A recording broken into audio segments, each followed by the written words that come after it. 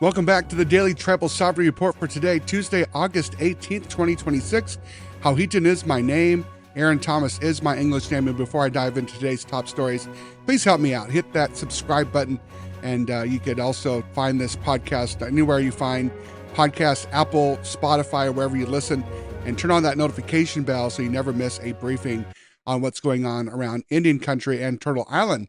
Now, first up in infrastructure and energy news, according to a news release from the Bureau of Indian Affairs, the Office of Indian Economic Development has opened applications for a $1.5 million cooperative agreement under the Native Act.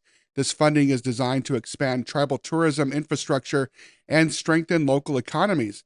Now, while opposition is minimal, critics note that $1.5 million spread across hundreds of recognized tribes is far too small for large-scale development. But why does this matter?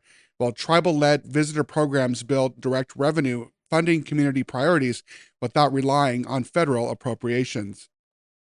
Now, speaking of the federal appropriations, moving to federal policy and funding updates, according to the Department of Interior, $2 million has been awarded to bolster Indian Child Welfare Act services.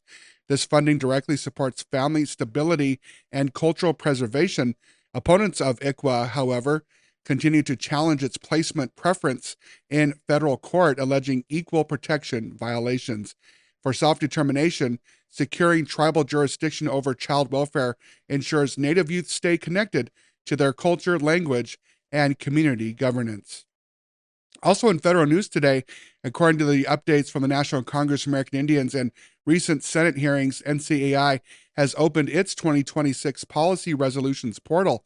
Meanwhile, in Washington, D.C., tribal leaders delivered key testimony before Congress on federal trust responsibilities pending Indian water rights settlements and funding continuity.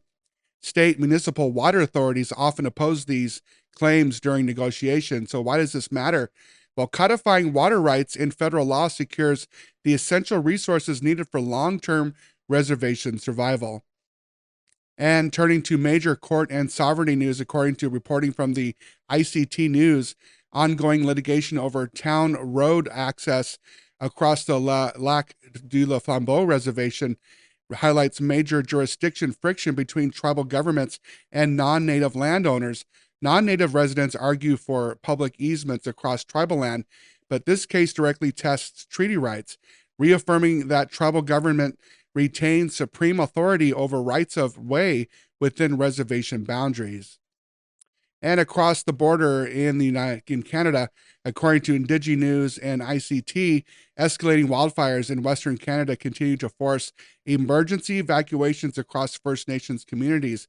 Provincial authorities often push for centralized control, but First Nations are demanding direct management and energy or emergency funding to protect their own land and health services during climate crises.